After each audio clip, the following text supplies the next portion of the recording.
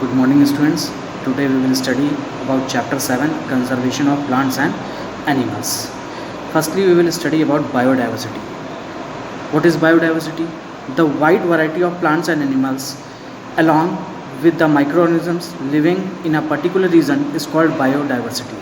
मतलब क्या है, जब बहुत सारे तरीके के प्लांट्स और एनिमल्स एक पर्टिकुलर जगह एक पर्टिकुलर रीजन में रहते हैं तो उन्हीं को हम बायोडाइवर्सिटी कहते हैं.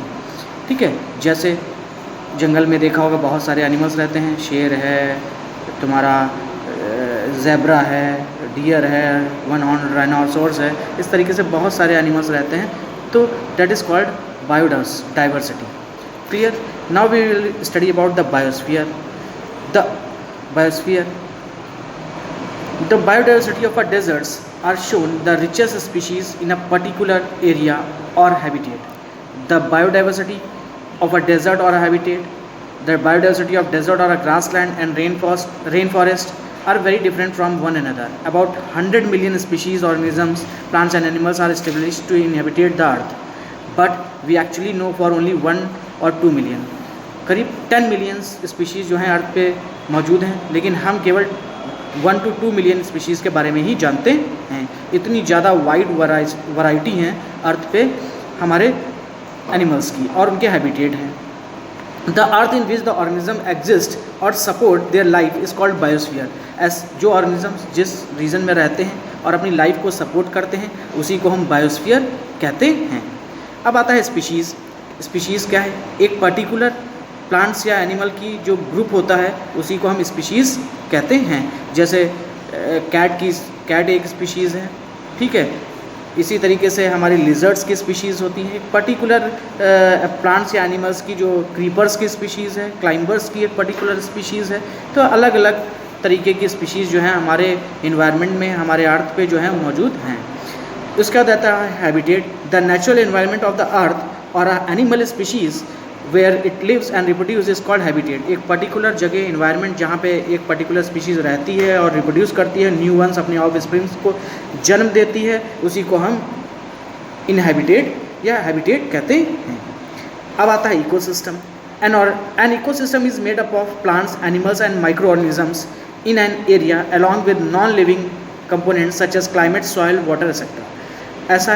ऐसा रीजन जहाँ पे प्लांट और एनिमल माइक्रोऑर्गेनिजम्स रहते हैं, नॉन लिविंग थिंग्स भी मौजूद होती हैं और लिविंग थिंग्स भी मौजूद होते हैं, और बहुत सारे कंपोनेंट जैसे क्लाइमेट, सॉयल, वाटर, ये सारी मौजूद रहती हैं. यही सारी चीज़ें मिलकर जो है वो इकोसिस्टम बनाती हैं. इसके बाद आता है हमारे consequences of loss of diversity. Biodiversity का कौन कौन से लॉसेस हैं बायोडाइवर्सिटी के? तो सबसे पहला आता है डिफॉरेस्टेशन. आज की डेट में हमने देखा होगा जो ह्यूमन बींग्स हैं वो लगातार पॉपुलेशन बढ़ रही है जिसकी, और फैक्ट्रीज़ बढ़ रही हैं जिसकी वजह से जंगल काटे जा रहे हैं, बड़ी बड़ी बिल्डिंगें बन रही हैं, घर बनाने के लिए, रहने के लिए बनाए जा रहे हैं, इसलिए रोडें चौड़ी हो रही हैं जिसकी वजह से लगातार जंगलों को काटा जा रहा है. इसी को डिफॉरेस्टेशन कहते हैं. डिफॉरेस्टेशन के बहुत सारे दुष्प्रभाव हैं, बहुत सारे कॉन्सिक्वेंसेस हैं. जैसे हमारा इकोसिस्टम गड़बड़ हो रहा है, बहुत सारे नेचुरल एनिमल्स का हैबिटेट यहाँ से एक्सटेंड हो रहे हैं, नेचुरल हैबिटेट ख़त्म हो रहे हैं क्योंकि उनके रहने की जगह ख़त्म हो रही हैं, उनको फेवरेबल इन्वायरमेंट नहीं मिल पा रहा है जिसकी वजह से ऐसा हो रहा है.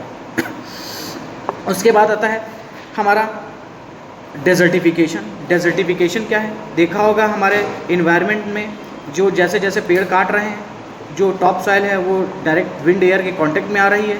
जब उसमें वेदरिंग होती है वो फाइन पार्टिकल्स में टूट जाती है, और फाइन पार्टिकल्स में टूटने की वजह से धीरे धीरे जो है वो डेजर्टिफिकेशन भी बढ़ रहा है अर्थ में. क्लियर है. अब आता है ग्लोबल वार्मिंग. ग्लोबल वार्मिंग क्या है? जैसे जैसे पॉपुलेशन बढ़ रही है, मोटर व्हीकल्स, इन सब चीज़ों का यूज़ भी बढ़ रहा है, फैक्ट्रीज़ लग रही हैं जिसकी वजह से बहुत सारा पोल्यूशन हो रहा है. Carbon dioxide, monoxide, sulphur dioxide, ये सारी भी एटमॉस्फेयर में निकल रही हैं जिसकी वजह से टेम्परेचर अर्थ का बढ़ रहा है, और इस टेम्परेचर के बढ़ने की वजह से ही ग्लोबल वार्मिंग हो रहा है.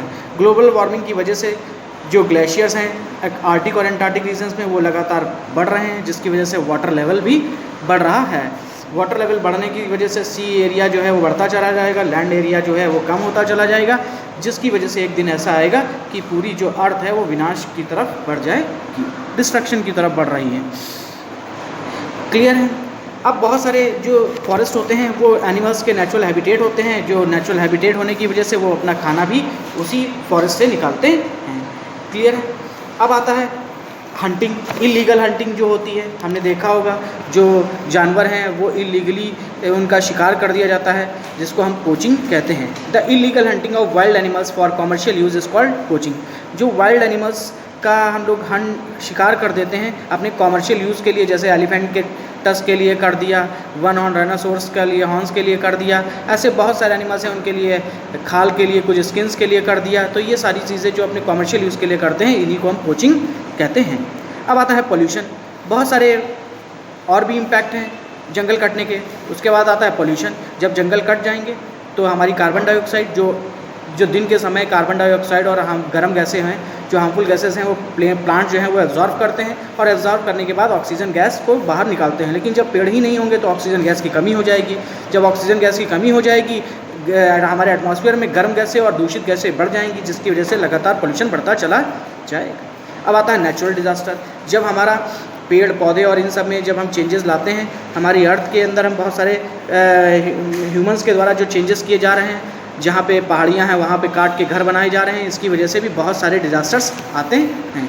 बहुत सारे जो नेचुरल डिज़ास्टर्स हैं वो देखे जा सकते हैं। स्टॉर्म्स हैं, विंड्स हैं, तूफ़ान हैं, सुनामी है, साइक्लोन्स हैं, फ्लड्स हैं, ये सारे सब हमारे पोल्यूशन की वजह से ही और की वजह से आते हैं और ये सारे हमारे नेचुरल डिज़ास्टर आते हैं। क्लियर है? केदारनाथ में भी हमने देखा होगा, उसमें भी एक तरीके का डिज़ास्टर आया था, फ्लड आया था और बादल फटने की वजह से बारिश हुई, बारिश की वजह से बहुत सारा बाढ़ आई, बाढ़ की वजह से बहुत सारे चट्टानें जो हैं वो टूट के गिरने लगी, लैंडस्लाइड हुआ और बहुत सारा डिस्ट्रक्शन हुआ। तो ये भी एक तरीके का नेचुरल डिज़ास्टर था। अभी उड़ीसा में, केरला में हमने देखा बहुत सारे तूफ़ान आए, ये भी एक तरीके का नेचुरल डिज़ास्टर है। फ्लड्स चल रहा है, ये भी एक तरीके का नेचुरल डिज़ास्टर है। तो जो भी नेचर के द्वारा हमारे अर्थ पे जो दुष्प्रभाव पड़ते हैं, जो नेचुरल कॉजेज़ होते हैं, जो हमारे अर्थ को नुकसान पहुंचाते हैं, उन्हीं को हम नेचुरल डिज़ास्टर कहते हैं। उसके बाद आता है exotic species. Animals and plants that do not belongs to a place originally and are introduced from one place to another are called exotic species. मतलब जो जियोग्राफिकली उस जगह पे नहीं होते हैं, लेकिन उनको उस उस जगह पे उनको इंट्रोड्यूस कर दिया जाता है, उसी को हम एक्जॉटिक स्पीशीज़ कहते हैं। जैसे वाटर हाइनाक, ये भी एक तरीके का एक्जॉटिक स्पीशीज़ है। ठीक है। इसके बाद आता है flora and fauna. All the different kinds of plants living in their natural surroundings are called flora. जो भी डिफरेंट टाइप के प्लांट्स रहते हैं एक जगह पे नेचुरल सराउंडिंग से मौजूद रहते हैं, उन्हीं को फ्लोरा कहते हैं। और all different kinds of animals that live in the natural surroundings is called fauna. और जितने भी नेचुरल सराउंडिंग्स के एनिमल्स मौजूद रहते हैं उनको हम फाउना कहते हैं। इन्हीं को हम फ्लोरा और फाउना कहते हैं। जो प्लांट्स होते हैं वो हमारे फ्लोरा कहलाते हैं और जो एनिमल्स होते हैं नेचुरल सराउंडिंग्स में प्रेजेंट होते हैं उन्हीं को हम फाउना कहते हैं। उसके बाद है एक्सटिंक्ट स्पीशीज़। एक्सटिंक्ट स्पीशीज़ वो स्पीशीज़ होते हैं जो प्लांट्स और एनिमल्स अब नहीं हैं, ख़त्म हो गए हैं, उन्हीं को एक्सटिंक्ट स्पीशीज़ कहते हैं। इंडेंजर्ड स्पीशीज़ वो स्पीशीज़ होते हैं जो ख़त्म होने वाले हैं। क्लियर है? ये सारी स्पीशीज़ जो हैं वो कुछ ऐसी स्पीशीज़ हैं जो ख़त्म हो गई हैं। उनमें जैसे हम लोग देखें डायनासोर्स एक्सटिंक्ट स्पीशीज़ है, ख़त्म हो गया है। इसी तरीके से हमारे और भी बहुत सारे एनिमल्स हैं जो आज की डेट में एक्सटिंक्ट हो गए हैं, जैसे पिंक हेडेड डक, ये भी आज की डेट में एक्सटिंक्ट हो गया है। तो ये सारी एक्सटिंक्ट डिजीज़ के अंतर्गत स्पीशीज़ के अंतर्गत आती हैं। इंडेंजर्ड स्पीशीज़ में जैसे पैरट है, मोल है, पिंक पिजन है, टाइगर है, ब्लू व्हेल है, एशियाटिक लॉयन है। तो ये सारी भी जो है इंडेंजर्ड हैं, ऑलमोस्ट ख़त्म होने की कगार पे हैं। इसलिए इनको लगातार हमको बचाना चाहिए। और इन सब एक्सटिंक्ट और इन एक्सटिंक्ट डिजीज़ का, यानी कि एक्सटिंक्ट और इंडेंजर्ड स्पीशीज़ का रिकॉर्ड जो है, एक बुक होती है रेड डाटा बुक, वो जो है उसमें रखा जाता है और उसी से पता चलता है कि कौन सी स्पीशीज़ ख़त्म हो गई है, कौन ख़त्म होने वाली है। उसके बाद है vulnerable species. Species that already exist in low numbers may become endangered if the causative cases like habitat destruction, environment disturbance और illegal hunting continues operates are called vulnerable species। मतलब जो ऑलमोस्ट नंबर में कम है और आने वाले समय में ख़त्म होने वाली हैं। ठीक है, बहुत नंबर कम में बची हैं। क्यों कम बची हैं? क्योंकि उनका हैबिटेट ख़त्म हो रहा है, इन्वायरमेंट में चेंज आ रहा है, उनका शिकार किया जा रहा है अपने फ़ायदे के लिए। ऐसी स्पीशीज़ को वल्नरेबल स्पीशीज़ कहते हैं। जैसे किंग कोबरा है, हिपोपोटेमस है, अफ्रीकन एलिफेंट है, ये सब जो हैं कुछ ऐसी स्पीशीज़ हैं जो वल्नरेबल स्पीशीज़ कहलाती हैं।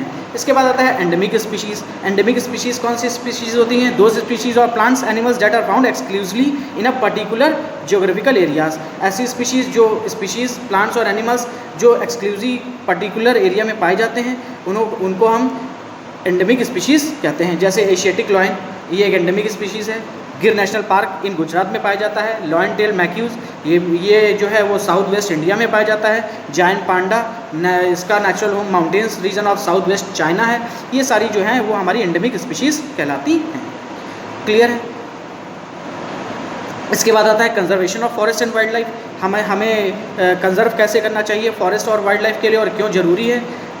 ज़रूरी इसलिए है क्योंकि अगर हम फॉरेस्ट को कंजर्व नहीं करेंगे तो आने वाले समय में अर्थ में बहुत सारा डिस्ट्रक्शन होगा, इकोलॉजिकल चेंजेस आएंगे, तूफान आएंगे, बहुत सारे नेचुरल डिज़ास्टर आ सकते हैं। इसलिए हमको इनमें जो है वो लगातार जो है वो इसको कंजर्व करना चाहिए। कंजर्व कैसे कर सकते हैं? सबसे पहला तरीका है एफॉरेस्टेशन। एफॉरेस्टेशन का मतलब है कि नए, जहाँ पे हमने जंगल काटे हैं वहाँ पे नए पौधे पेड़ लगा दें, जिसकी वजह से नए जंगल तैयार होने लगे, इसी को एफॉरेस्टेशन कहते हैं। प्रिवेंटिंग ऑफ फॉरेस्ट फायर, जो जंगल में आग लग जाती है फ्रिक्शन की वजह से, पत्तों के फ्रिक्शन की वजह से, उसको भी हमको बचाना चाहिए या रोकना चाहिए, जिसकी वजह से फॉरेस्ट फायर ना लगे, जंगल जो हैं वो जले ना, जिसकी वजह से भी पेड़ को नुकसान ना हो। प्रिवेंटिंग ओवरग्रेजिंग, जानवरों को ज़्यादा एक ही जगह पे, एक ही प्लेस पे ओवरग्रेजिंग नहीं करानी चाहिए, उनके जड़ों को नहीं ख़त्म करना चाहिए। अगर वो ख़त्म कर देंगे तो वो नए पौधे उगेंगे ही नहीं, नए पौधे उगेंगे नहीं तो टॉप सॉइल इरोड हो जाएगी, जिसकी वजह से भी नुकसान होगा। क्लियर है। आगे का चैप्टर जो है वो नेक्स्ट वीडियो में देखेंगे। Thank you.